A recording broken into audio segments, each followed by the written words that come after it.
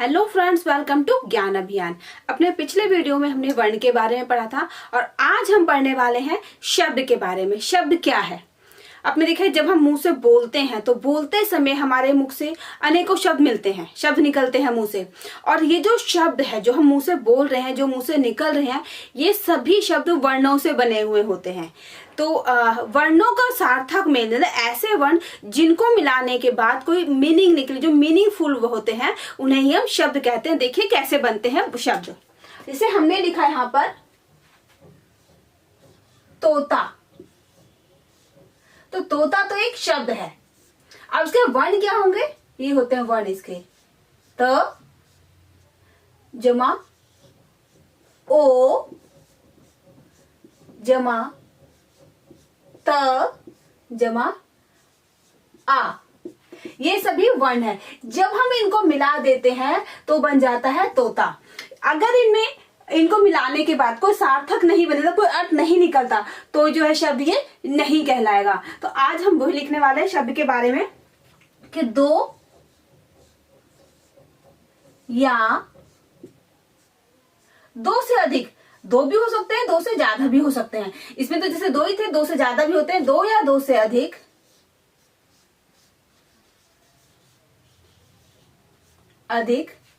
वर्णों का सार्थक मिल, सार्थक मतलब उसका कोई अर्थ निकलता जो मीनिंगफुल हो। वर्णों का सार्थक समूह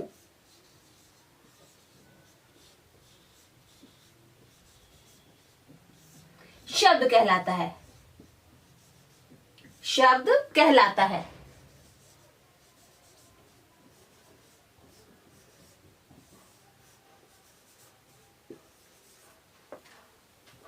दो या दो से अधिक वर्णों का सार्थक समूह शब्द कहलाता है। जैसे एक आपने देखा।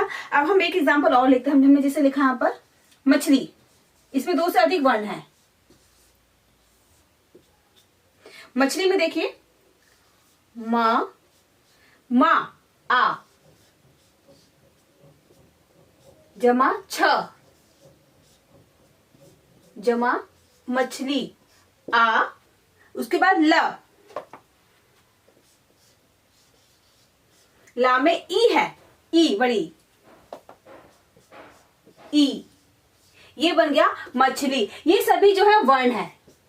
ये जो आप देख रहे हैं ये सारे वर्ण है। और जब हमने इन सबको एक साथ मिला दिया तो इनका ग्रुप बन गया, समूह बन गया, जो कि हो गया मछली।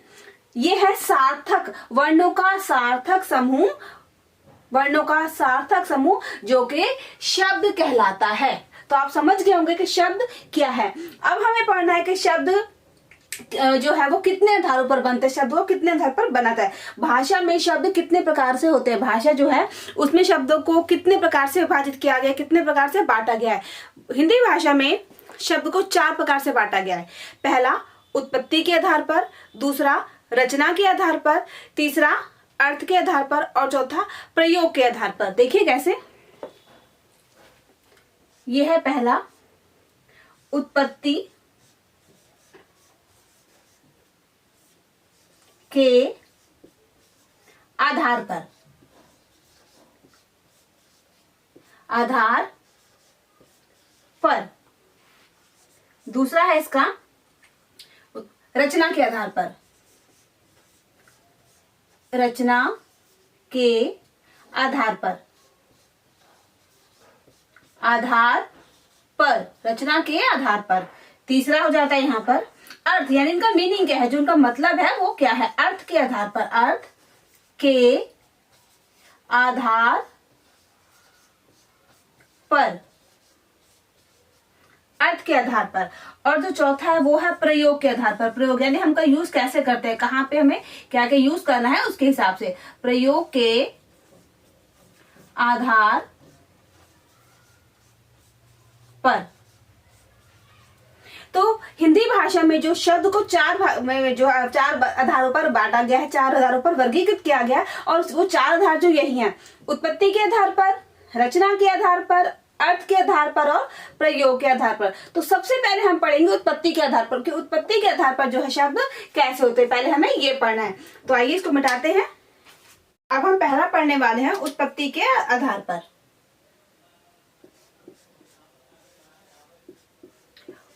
उत्पत्ति के आधार पर।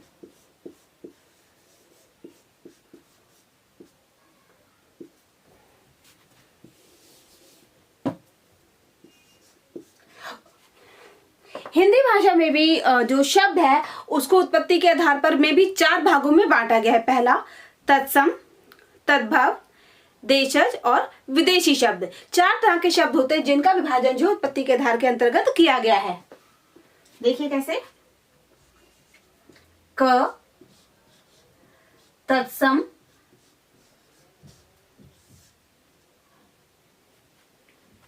शब्द। ख तद्भव, तद्भव शब्द। तीसरा यानी ग तत्सम, तद्भव, देशी, देशज, देशज शब्द। और घ विदेशी,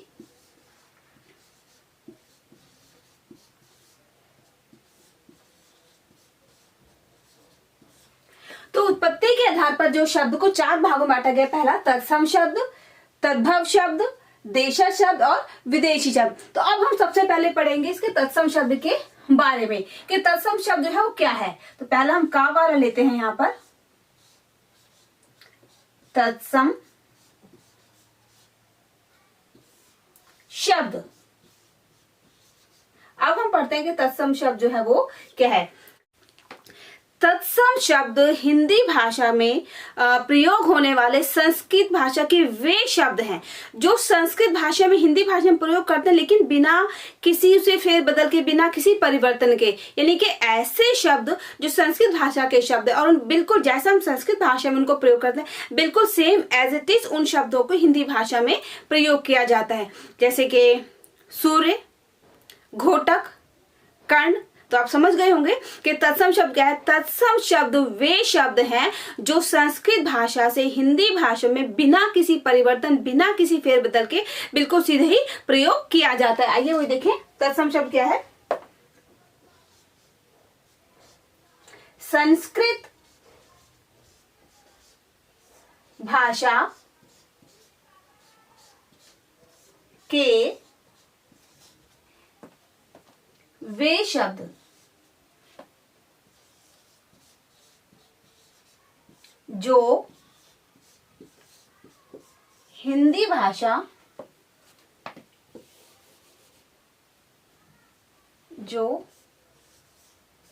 अपने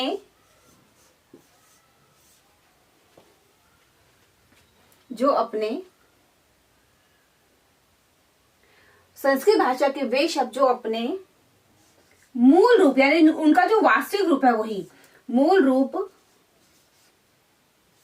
में हिंदी भाषा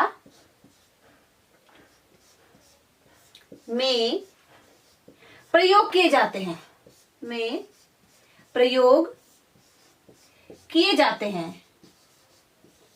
किए जाते हैं। जैसे कि मैंने अभी आपको बताया शब्द संस्कृत ऐसे तत्सम शब्द, जैसे हमने यहां पे लिखा है सूर्य। सूर्य आपको पता है क्या, सूरज। और कर्ण और घोटक। इसके अलावा भी बहुत सारे शब्द है जो हम संस्कृत भाषा से हिंदी में यूज करते हैं बिना किसी परिवर्तन के आदि। तो अब आप तत्सम शब्द समझिए कि तत्सम शब्द क्या है।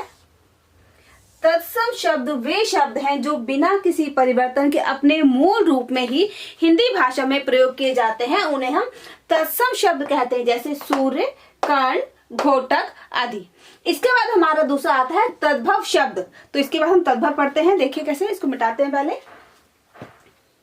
हमारा सेकंड पॉइंट है तद्भव शब्द। तद्भव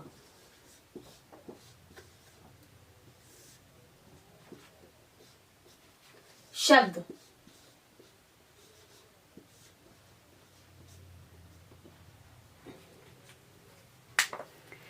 तद्भव शब्द वे शब्द हैं जो संस्कृत भाषा के शब्द जब हिंदी भाषा में परिवर्तित होकर थोड़ा सा फेरबदल, थोड़ा सा परिवर्तन होने के बाद हिंदी भाषा में प्रयोग किए जाते हैं, उन्हें हम कहते हैं तद्भव शब्द।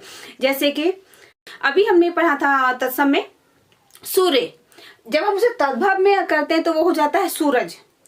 कर्ण, और तद्भव में हो जाएगा कान। घोटक जो तत्सम है, तत्सम में आते ही वो हो जाएगा, तद्भव में आते ही वो घोटक। आइए देखें कैसे। संस्कृत भाषा के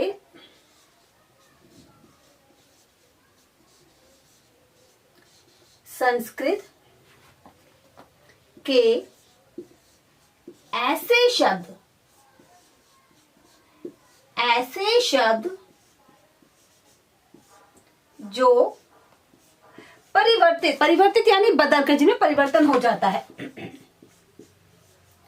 परिवर्तित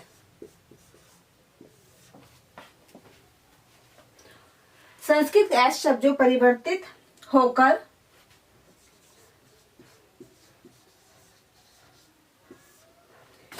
हिंदी भाषा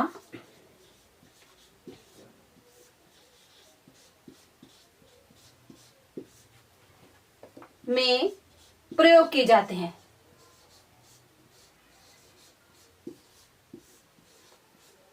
प्रयोग किए जाते हैं। जैसे सूरज,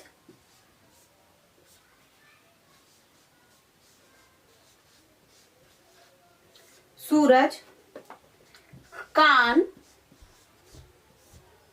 घोड़ा आदि। तद्भव शब्द वे शब्द कहलाते हैं जो संस्कृत भाषा से परिवर्तित होकर हिंदी भाषा में प्रयोग किए जाते हैं, उन्हें हम तद्भव शब्द कहते हैं। जैसे सूरज, कान, घोड़ा आदि शब्द। तो आप समझ गए कि तत्सम और तद्भव में क्या अंतर है, दोनों का अंतर आप अच्छे समझ गए। इसके बाद अभी हम कुछ ऐसे शब्द देखते हैं जो तत्सम में और तद्भव दोनों में क्या उनका शब्द है जो उनको यूज किया जाता है। तो तत्सम में क्या बोलते हैं और तद्भव भाषा में क्या बोलते हैं। तो देखिए, आइए शब्दों को देखते हैं ऐसे हम। अब हम देखने वाले हैं ऐसे तत्सम शब्दों के तद्भव रूप, यानी जो शब्द है तत्सम में क्या है और तद्भव भाषा में क्या प्रयोग किए जाते हैं। तो आइए उन शब्दों को देखते हैं। तत्सम शब्द और यहां आएगा तद्भव शब्द।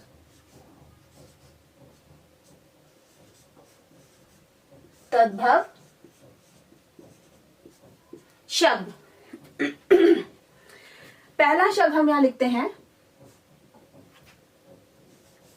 पाद। यह है तत्सम शब्द और इसका जो तद्भव रूप हो जाता है वो हो जाता है पैर। संस्कृत भाषा में पैरों को पाद भी कहा जाता है। दूसरा देखिए, उष्ट यानी ऊंट।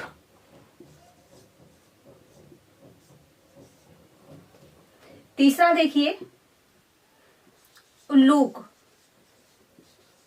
ये जो है तत्सम शब्द है उल्लूक, और तत्सम जो है उल्लूक शब्द है और इसका तद्भव रूप होता है उल्लू।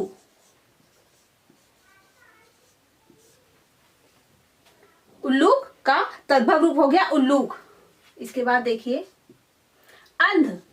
संस्कृत भाषा में अंध यूज होता है, अंध शब्द का प्रयोग किया जाता है और तद्भव यानी हिंदी में अंधा। यानी अगर हम हिंदी में अंधा कहते हैं तो संस्कृत भाषा में जो है वो अंध कहलाता है। इसके बाद देखिए श्वास और हिंदी भाषा में तद्भव में हो जाएगा, तद्भव में हो जाएगा वो सांस।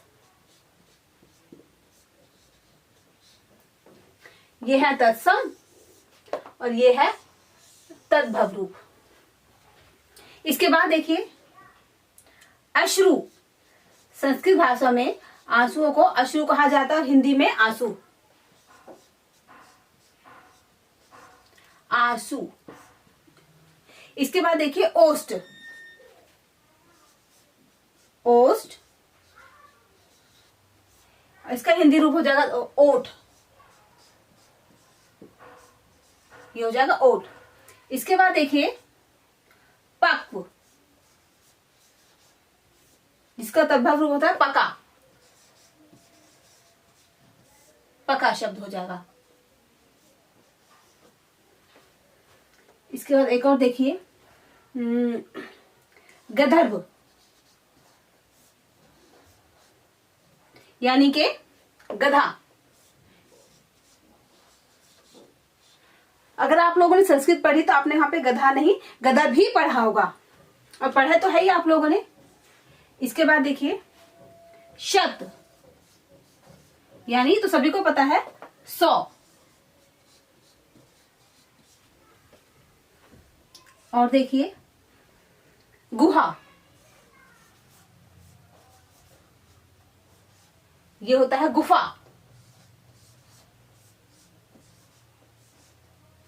गुफा। पाद, तद्भव में पैर। उष्ट, उल्लू।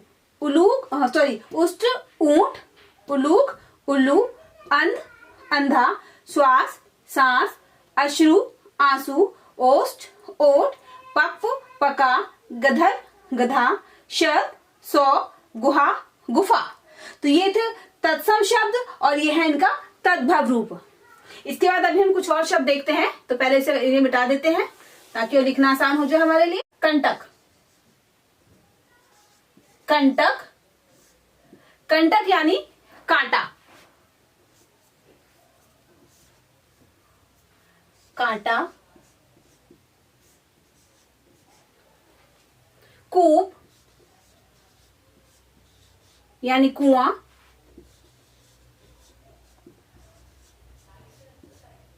कूप यानी कुआं। चंद्र, तो सभी को पता है क्या है, चांद। तृण यानी तिनका, छोटा सा तिनका।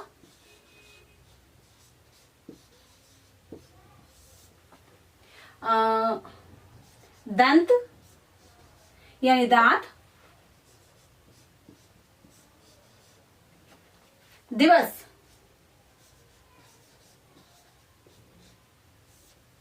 यानी कि दिन। इसके बाद देखिए मयूर, मोर, मस्तक यानी माथा। और देखिए हम इसके बाद रात्रि यानी रात। और शब्द देखते हैं, यहाँ पे लाइन खींचने के बाद यहाँ देखते हैं अंबा। अंबा यानी माता, जिसको हिंदी में हम अम्मा कहते हैं।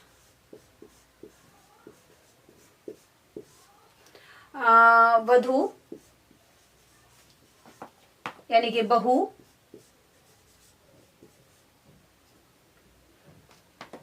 इसके बाद और शब्द स्वर्ण यानी सोना।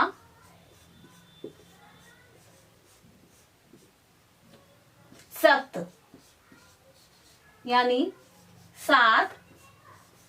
तो ये बहुत सारे शब्द अभी आपने देखे जिनका हमने तत्सम शब्दों का तद्भव रूप देखा है। कंटक कांटा, कूप कुआं, चंद्र चांद, तृण तिनका, दंत दांत, दिवस दिन, मयूर मोर, मस्तक माथा, रात्रि रात, अंबा अम्मा, वधू बहू, स्वर्ण सोना, सप्त 7 ये है तत्सम शब्द और ये तत्सम शब्दों का तद्भव रूप। तो ये तत्सम शब्द थे और ये तद्भव रूप थे। इसके बाद उत्पत्ति के आधार पर शब्द का तीसरा भाग रह गया, वो है देशज और विदेशी शब्द।